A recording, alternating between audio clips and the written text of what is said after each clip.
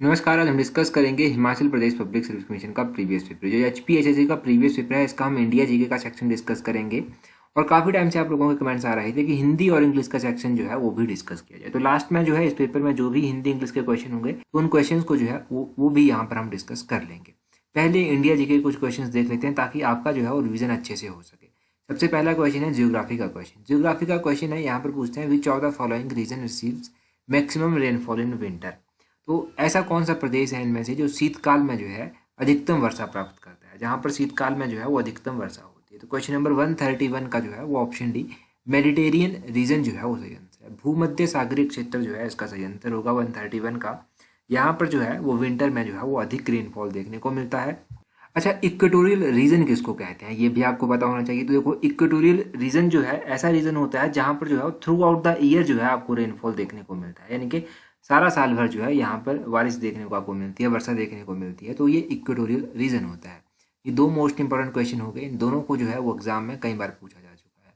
अगला देखिए 132 क्वेश्चन, यहाँ पर पूछते हैं the period of the farthest distance between the moon and earth is called. तो जब चंद्रमा और पृथ्वी के मध्य सर्वाधिक दूरी होती है तो उस पीरियड को क्या कहते हैं। देखो, उस पीरियड के लिए एक स्पेसिफिक टर्म यूज की जाती है जिसको कहते हैं एपोजी। एपोजी जो है उस टर्म को कहा जाता है। एपोजी जो है वो फारदेस्ट डिस्टेंस होती है मून और अर्थ के बीच। इसी तरह से एक टर्म है एपीहिलियन। एपीहिलियन भी एक टर्म है। एपीहिलियन टर्म जो है वो किसके लिए इस्तेमाल की जाती है, ये इस्तेमाल की जाती है जब फारदेस्ट दूरी होती है अर्थ और सन के बीच में, यानी कि जब पृथ्वी और सूर्य के मध्य जो है वो सर्वाधिक दूरी होती है तो उसके लिए जो है वो एपीहिलियन टर्म जो है वो यूज़ की जाती है। तो इन दोनों टर्म्स को जो है आप याद रखिएगा। इन दोनों टर्म्स के बारे में जो है वो एग्जाम में पूछा जा सकता है। यहाँ से एक और चीज़ मैं आपको रिवाइज करवा देता हूँ रोटेशन और रिवॉल्यूशन को लेकर। रोटेशन और रिवॉल्यूशन को लेकर याद रखिएगा कि रिवॉल्यूशन जो होती है उसके कारण जो है वो चेंजेस होते हैं सीजन में। उसके कारण जो है लैटिट्यूड जो है वो डिटरमाइन किया जाता है। उसके कारण जो है वो शिफ्टिंग होती है विंड बेल्ट्स में, जो विंड्स होती हैं उनमें भी शिफ्टिंग होती रहती है इसके कारण जो है जो दिन और रात होते हैं इनमें जो है वो वेरिएशंस होती रहती हैं, लंबे और छोटे होते रहते हैं दिन और रात। तो ये सब रिवॉल्यूशन के कारण होता है। और रोटेशन की बात करें तो रोटेशन के कारण क्या होता है, रोटेशन के कारण जो है दिन और रात होते हैं, सिर्फ दिन और रात जो है रोटेशन के कारण होते हैं।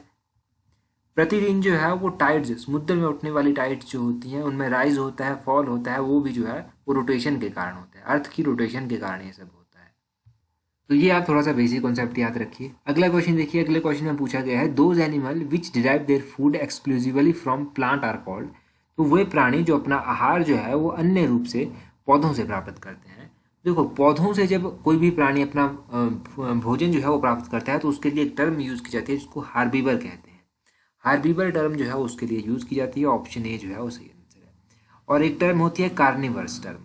कार्निवर्स जो टर्म होती है वो किसके लिए यूज की जाती है, वो उनके लिए की जाती है जो सिर्फ मीट खाते हैं, यानी कि ऐसे प्राणी जो सिर्फ मीट खाएंगे, मांस खाएंगे, उनके लिए कार्निवर्स टर्म जो है वो यूज की जाती है। ओमनिवर्स टर्म किसके लिए यूज की जाती है, ये टर्म जो है उसके लिए यूज की जाती है जो हरी चीजें भी खा लेता है, प्लांट्स भी खा लेता है यानी कि, और मीट भी खा लेता है, दूसरे जानवरों को भी खा लेता है।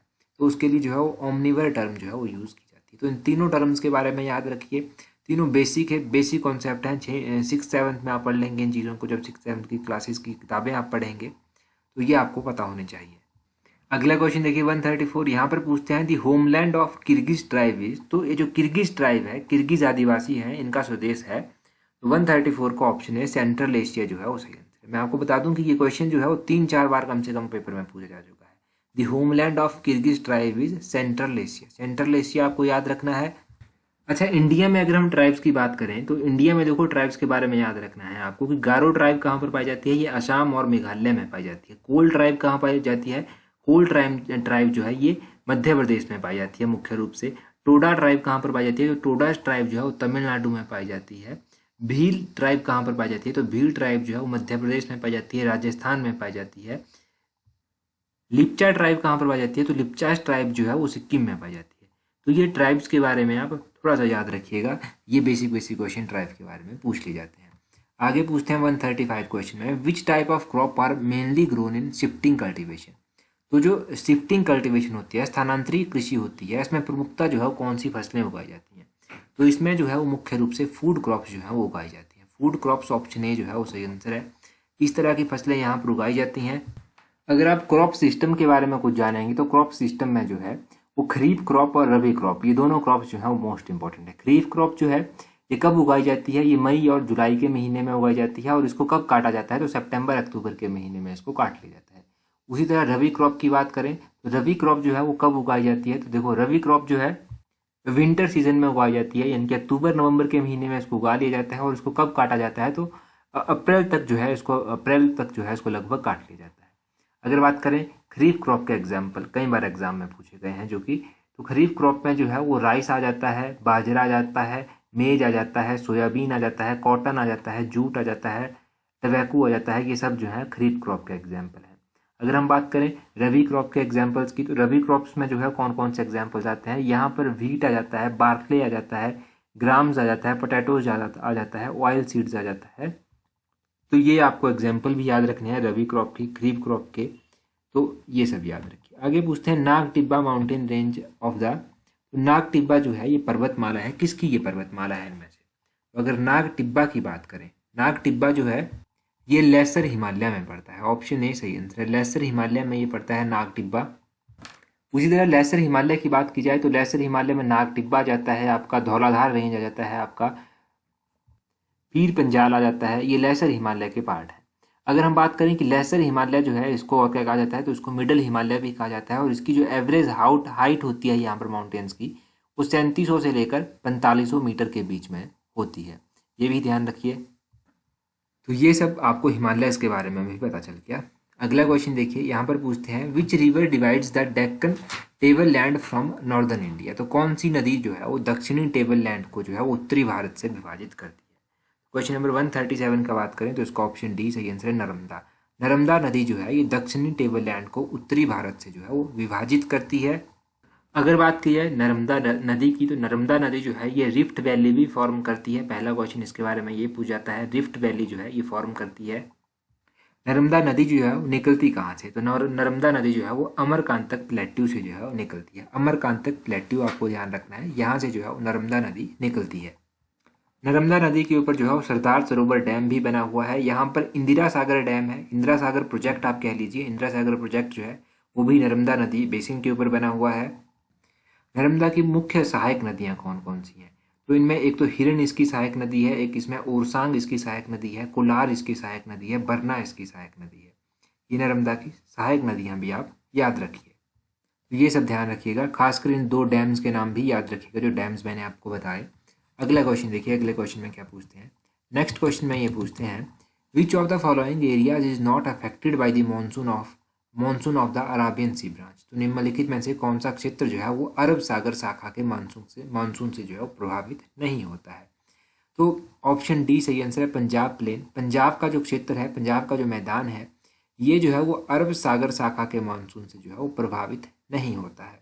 तो ये ध्यान रखिएगा पंजाब के बारे में कि ये मानसून जो है अरब सागर से निकलती है, वहाँ से जो है प्रभावित नहीं होता है। अगला क्वेश्चन देखिए 139 क्वेश्चन, यहाँ पर क्या पूछते हैं, यहाँ पर पूछते हैं which of the following type of soil is most suitable for T cultivation, ऐसी कौन सी मिट्टी है इनमें से जो चाय की खेती के लिए जो है सबसे अच्छी मानी जाती है। तो चाय की खेती के लिए जो है वो सबसे अच्छी मिट्टी कौन सी मानी जाती है, ये लेटराइट सॉइल जो है वो मानी जाती है। मखरला मिट्टी जो होती है, मखरला मृदा जिसको कहते हैं, वो जो है वो चाय की खेती के लिए सबसे अच्छी मानी जाती है। ये मिट्टी जो है चाय के लिए भी अच्छी मानी जाती है, कॉफ़ी के लिए भी अच्छी मानी जाती है। और अगर इस मिट्टी की बात करें कि ये कहाँ कहाँ पर पाई जाती है, तो देखो ये मिट्टी जो है वो मुख्य रूप से पाई जाती है वेस्टर्न घाट में, ईस्टर्न घाट में, महाराष्ट्र में, कर्नाटका में, केरला में, वेस्ट बंगाल में, असम में, तमिलनाडु में, यहाँ पर ये मुख्य रूप से जो है वो पाई जाती है। और मिट्टी के बारे में एक और क्वेश्चन पूछ जाता है कि कॉटन के लिए सबसे अच्छी मिट्टी कौन सी है, कपास के लिए सबसे अच्छी मिट्टी कौन है, तो ब्लैक सॉयल जो होती है वो कपास के लिए सबसे अच्छी मानी जाती है, काली मिट्टी जिसको कहते हैं। अब काली मिट्टी को जो है वो रिगर सॉइल भी कहते हैं, REGUR, रिगर सॉइल भी इसको कहा जाता है।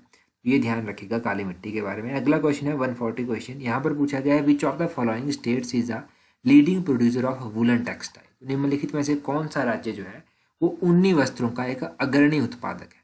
तो ऊनी वस्त्र सबसे अधिक कहाँ पर प्रोड्यूस किए जाएंगे, ये आपको पता चल जाएगा जहाँ पर ऑप्शन सी जो है वो सही आंसर है। 140 का जो है वो ऑप्शन सी राजस्थान सही आंसर है। अगर राजस्थान में बात की जाए वूल की प्रोडक्शन की, तो अप्रॉक्सीमेटली 44% वूल जो है वो राजस्थान में जो है वो प्रोड्यूस होती है, ये भी ध्यान रखना है। तो ये ध्यान रखिएगा कि सबसे अधिक जो है वो ऊनी वस्त्र कहाँ पर प्रोड्यूस किए जाते हैं, वुलन क्लॉथ कहाँ पर प्रोड्यूस किए जाते हैं, तो ये राजस्थान में प्रोड्यूस किए जाते हैं। अगला क्वेश्चन देखिए, अगले क्वेश्चन में पूछते हैं which provision of the fundamental right is directly related to the exploitation against children. तो मूलभूत अधिकारों का कौन सा प्रावधान जो है वो सीधे तौर पर बालक के विरुद्ध शोषण से संबंधित है। तो एक्सप्लॉयटेशन ऑफ चिल्ड्रन की जो आर्टिकल बात करता है वो करता है आर्टिकल नंबर 23 और आर्टिकल नंबर 24। ये दोनों आर्टिकल्स जो है वो बात करते हैं एक्सप्लॉयटेशन ऑफ चिल्ड्रन की। तो इसका 23 और 24 दोनों सही आंसर होगा, तो इसीलिए इसको फाइनल आंसर की में जो है स्क्रैप कर दिया गया है। ठीक है, स्क्रैप कर दिया गया है क्योंकि यहाँ पर सिर्फ 23 दिया गया है, यहाँ पर 24 भी होना चाहिए तभी ये सही होगा। 23 और 24 जो है वो सही आंसर होगा। अगर बात करें राइट टू इक्वलिटी की, तो राइट टू इक्वलिटी जो है वो आर्टिकल नंबर 14 से लेकर आर्टिकल नंबर 18 के बीच में आती है। राइट टू फ्रीडम जो है वो आर्टिकल नंबर 19 से लेकर आर्टिकल नंबर 22 तक आता है। राइट अगेंस्ट एक्सप्लॉयटेशन, तो राइट अगेंस्ट एक्सप्लॉयटेशन जो है वो आर्टिकल नंबर 23 और आर्टिकल नंबर 24 में आता है। Right to freedom of religion, ये आर्टिकल नंबर 25 और आर्टिकल नंबर 28 में आता है। कल्चरल एंड एजुकेशनल राइट, ये आर्टिकल नंबर 29 और आर्टिकल नंबर 30 में आता है। और राइट टू कॉन्स्टिट्यूशनल रेमेडीज जो है वो 32 में आता है। इंडियन कॉन्स्टिट्यूशन में जो है वो 5 तरह की रीट है, ये आपको पता होना चाहिए।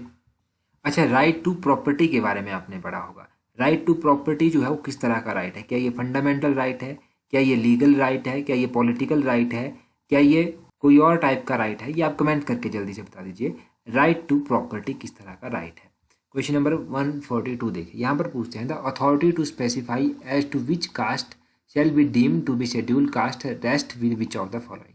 तो ये आधारित करना कि कौन सी जाति जो है वो अनुसूचित जाति है, इसको माना जाए अनुसूचित जाति या ना माना जाए, ये पावर किसके पास दी गई है? तो ये पावर्स दी गई हैं प्रेसिडेंट ऑफ इंडिया के पास। किसके पास? प्रेसिडेंट ऑफ इंडिया के पास। 142 का जो है वो ऑप्शन है सही आंसर है।